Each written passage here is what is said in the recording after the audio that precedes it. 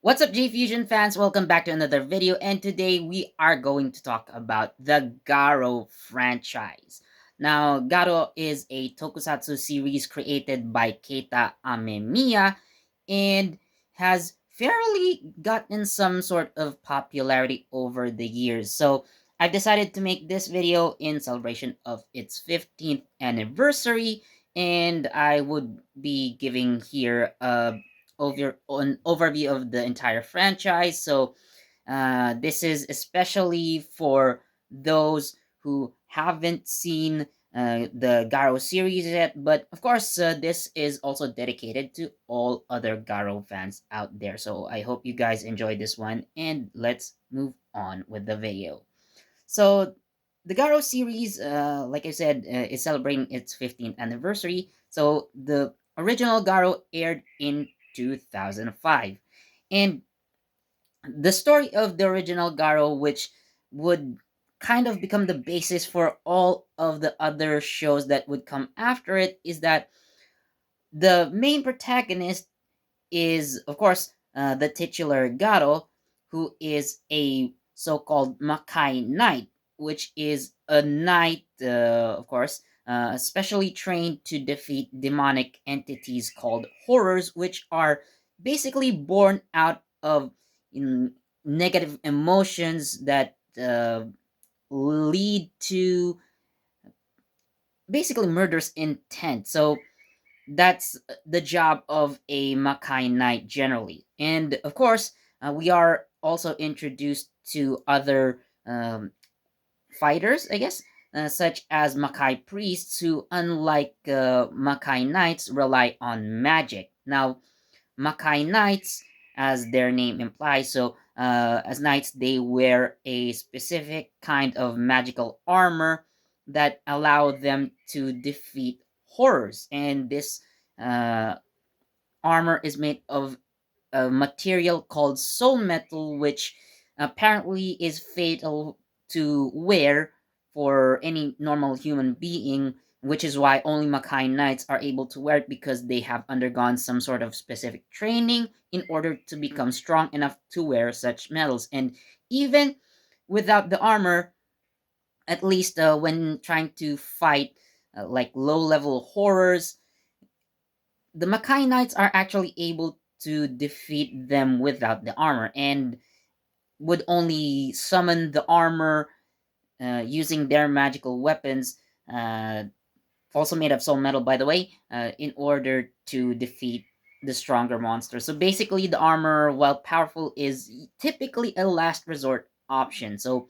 if you were to be a Makai Knight, for example, you would train to become strong enough at least to defeat like small fry, uh, even without your armor, and you only call it when a stronger enemy comes out. Because the universe kind of establishes it, although it is inconsistent. The armors can only be worn for 99.9 seconds specifically. Kind of like, Ultraman's time limit of 3 minutes. This one is much shorter. So, in order to become a very efficient Makai Knight, you should be able to defeat an enemy within that time or less. Otherwise, the armor will basically devour you, and you will end up becoming a monster yourself. So that's the gist of it. So again, Makai Knights use specific armor to defeat the horrors, and Makai priests, who are the magicians of the show, so they use spells.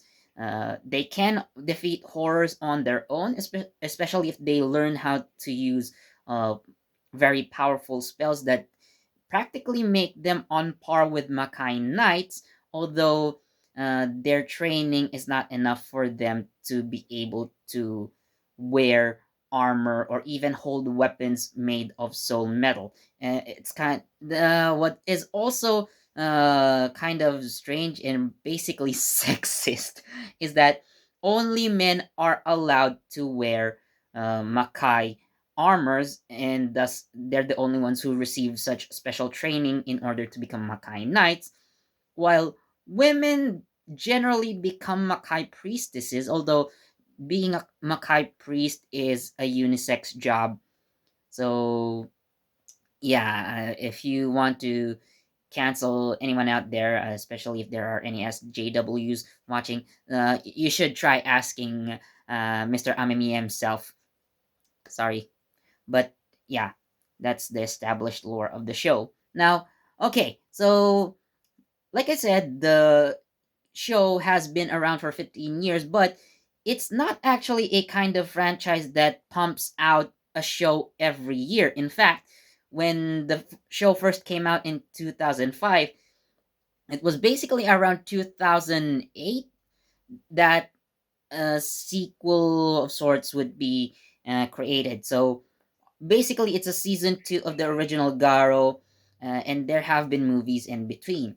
Now, the Garo franchise itself is not only known as a tokusatsu franchise, but it also spawned anime shows in this 15-year period, basically interspersed between the live action ones. So, uh, but the anime, well, it's still basically the same concept. So you have your main protagonist wearing the golden armor, defeating horrors, working alongside Makai priests and such.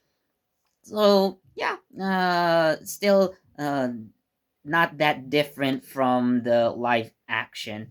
And we are, of course, introduced to the protagonists who wear the Kai armor. So, most notably, of course, is Koga Saejima, the first Garo main protagonist who appeared in the original show in 2005. And of course, he would appear again in season two. He would have a couple movies in between, and he would return.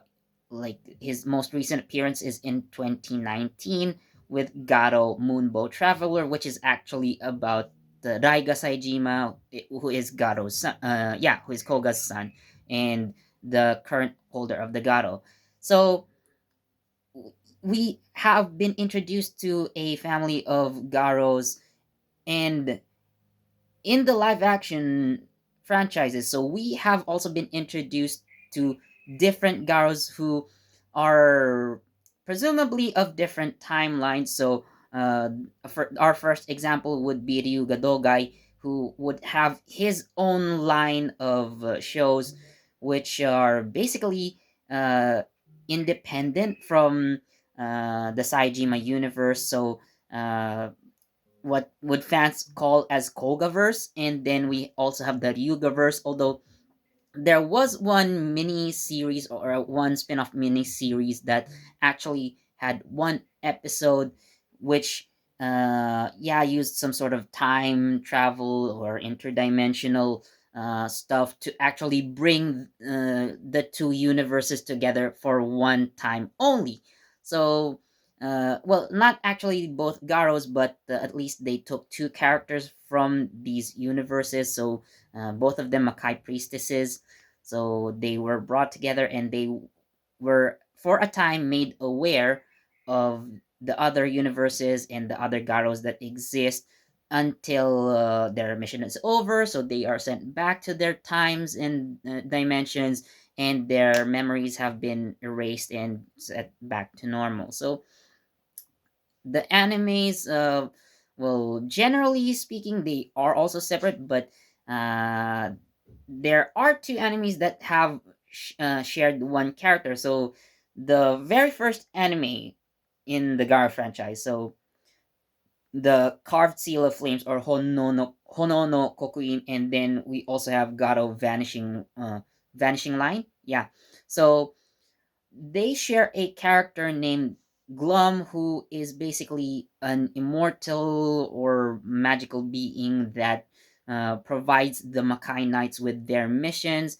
And although she does not specifically state that she has met both Garos, she doesn't imply that she's from the same universe. So yeah, it kind of gets confusing. So she kind of throws that monkey wrench into this already convoluted uh, timeline. So I guess I would say that Glum has separate entities that maybe can share their consciousness, like she is aware of a different version of herself, guiding a different Garo. So I'm gonna put that there for now. That's just my personal theory, but I don't know if you guys, especially the Garo fans out there, if you have your own theories about that, let me know in the comments.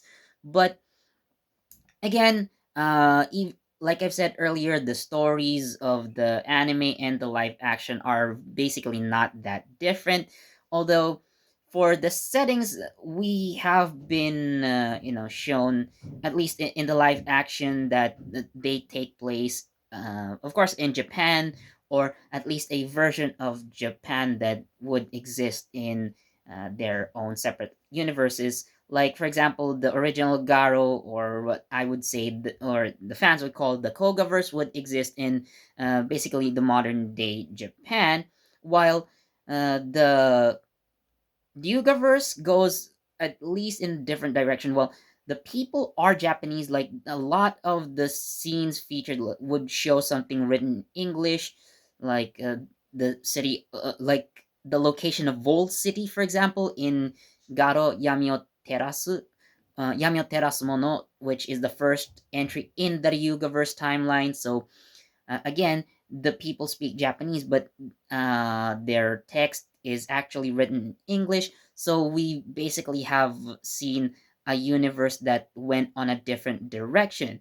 Now, the third live action franchise and the most recent one, which is Gato versus Road, well, it also exists in the modern time period, although what's more different is the realm of the Makai itself. So I forgot to mention earlier that yeah, there are basically two worlds. So the human world and the Makai, which basically is home to all the horrors. But apparently, it's where also the people of Makai, the Makai knights and Makai priestesses live in a way, or at least they have the ability to access it freely compared to normal humans. So yes, again,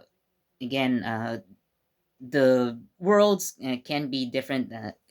It may sound inconsistent, but I guess it was done to give, like each show a unique characteristic, making it stand out from the other franchises, or rather the other shows inside the franchise. And with the anime, we have actually seen much more different settings, because the first anime, Hono no Kokuin, was set in practically a medieval European town, which is most likely inspired by Spain, because actually, all the characters have Spanish sounding last names. Like for example, Leon Luis, who was the Garo of the show, and Herman Luis, his father, who was the Silver Knight, by the way.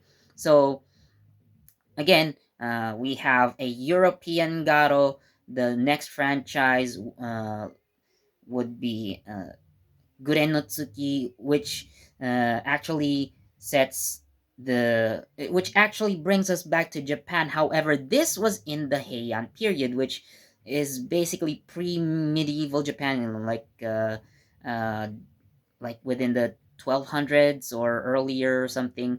So basically around that timeline. And now for the third anime, Vanishing Line, which is actually set in what's basically their version of America, with, of course, an American Garo, and very stereotypical American tropes, like with the big muscular guys, the action guys of the 80s. So yeah, so we have seen Garos in different settings, and again, their mission is basically the same. So they are uh, chosen to wear the golden armors and fight the horrors and stuff, and things that I've already said a lot of times in this video already. I'm sorry if you guys are tired of hearing that, but what I've learned, through this show, when I watch each and every episode, there is like, other than, the fact that, of course, specialized warriors trained in fighting demonic beings, wearing magical armor, wielding magical weapons. Some of them use magic. Now, of course, there is more of the human aspect of the show. You see, when I talked about the horrors, yes, they are demonic beings born out of negative emotions of people, and most of the times, those people who harbor such strong negative energies, they actually are the ones who become horrors. And I noticed that in while that kind of conflict is going on, there's actually a grander fight that's about to happen, where the enemies, there have been many times where the enemy isn't actually a horror, but either a Makai knight or a Makai priest that has gone rogue. So what's interesting is that a lot of them, not everyone, have this warped ideal that by gaining power, they are, or they think that they would be able to end their conflict with horrors once and for all. And it practically backfires, because apparently their methods are actually so underhanded that they basically are, you know literally just turning themselves into horrors sometimes. Again, it is kind of contradictory, ironic even in most cases. So yeah, there is that kind of conflict. So a lot of Makai Knights actually, in the franchise, like, they fight thinking that one day their struggle against the horrors will end. But what I realize is that it's never going to end. So if you are if you are going to become a Makai Knight, for example, you should be able to accept the fact from the get go that the war against evil, there will always be darkness, because there is balance. Where there's light, there's darkness. Where there's darkness, where there is light. So you cannot have one without the other. And that's what I have learned. So you can only protect people from falling into darkness, probably. Uh, those who have fallen into darkness, well, once you become a horror, sorry, there's no turning back. The only way for you to be saved is to actually be destroyed. But again, uh, there will always be evil in the hearts of men, and at least you can what you can do as a human being is to just avoid actually falling into that darkness, unless you actually wish to become a monster. Yeah, that's the lesson I've learned from the show. Now, going on to my favorite GARO franchise. Well, I would have at least one favorite from the live action versions and one from the anime. Now, before, when I think of the live action GARO franchise, I would say that I would prefer the Ryugaverse GARO because of its uniqueness. In terms of the suit design, well, I actually like the design of the Garo armor in that particular universe, especially by the time of Goldstorm. So yeah, it's major bling. It's major bling, uh, and it can fly by basically turning into Batman. So that's why I like that armor so much. Although I have changed. I changed from the Ryugaverse timeline to actually looking at versus Road, so the more recent Garo, because well, the suit design it's not as flashy as the Yugaverse version. It actually looks more robotic, but it's unique in the way that the main protagonist is very unique or very different from the rest of the Garos, and the story is very different in general. I have talked about it before when I reviewed Garo versus Road. I will put a link down below just in case. So if you guys haven't seen my review of Garo versus Road, I will put it there for you to see. So yeah, it's become my favorite so far, and despite being the shortest Garo by far with only 12 episodes, that's not counting like side stories, by the way. Like for example, there's been a side story featuring a Silver Knight or Zero, if you know him.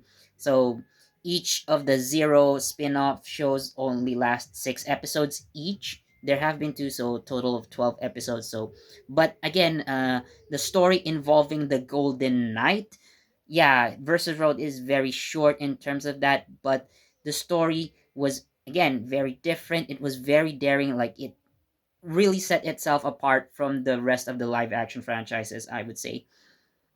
And because of that, I loved the main character because he was a Garo who did not start out as the Golden Knight. Like we saw his struggle to becoming the Golden Knight, and well, his fate is unknown so far. That's why I'm very excited to find like I'm very excited to and looking forward to whatever sequels they the producers would have for the versus Road universe, or the VR verse that everyone else calls it. So yeah, that's my favorite so far. So versus Road, I highly recommend it. By the way, if you guys haven't, of course, you're free to watch all the other Garos. Again, this is especially for those of you who haven't seen the franchise yet. uh I would say that you can actually start watching from any point, because if you want the more classic universe, again, go for the original Garo and its sequels, including Makai no Hana, because that's also part of that universe, despite having a different protagonist, which is basically just the son of the original. So if you want a different universe feeling, then go for the Ryugaverse version, and something that's more unique, like I've said, versus Road. So yeah, for the anime franchises, I would say that my favorite was the first one. So Hono no Kokuin, because the setting, the medieval European setting, just fits so well with knights. Again, you have ordinary people, yes, dressed as knights, and you do have these like magical warriors with more beast-like features. But yeah, the story of Hono no Kokuin as well, it's very very nice, although there may be some similarities, like for example, like the Ryugaverse especially.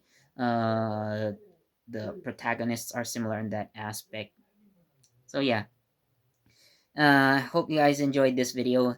I probably haven't presented the Garo universe in a specifically good way, or I don't know. This is the best that I can do for the series, but in general, the Garo series is very very nice.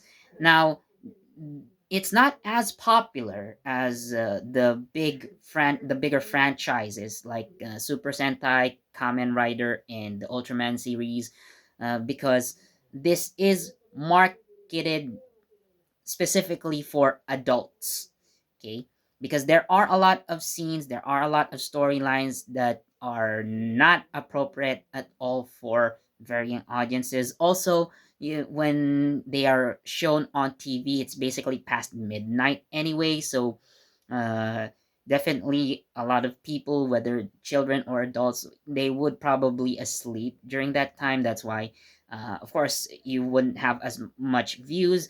And as far as like merchandise is concerned, well, you can buy Gato figures. I I've seen on the internet like replica weapons, like 1-to-1 scale actually.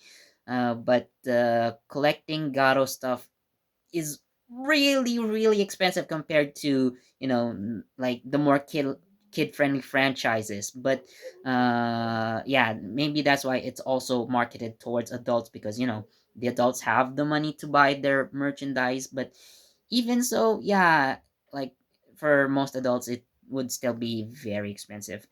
uh but still, again, to those who haven't seen the God of franchise yet, highly recommended it. If you are if you're very much into action, it has a lot of good action scenes. If you are more into the dark storylines, yeah, God is basically a very dark franchise, quite literally actually, because a lot of the fight scenes happen at night. Because going back to the lore a little bit, by the way, so horrors only come out at night. They're basically like vampires, so that's why, again, they only come out at night. The heroes only come out at night as well, because of course you can't fight monsters like them in the daytime because they would be too busy hiding, right? So yeah, uh, again, the story's very mature. So if you're into that, I highly recommend the Garo series. So anyways, again, thank you so much for watching. If you do enjoy this video, please leave a like, comment, share this video, subscribe, and don't forget that notification bell so you get the latest from JE Fusion. This has been Philip, and I'll see you in the next video. Bye.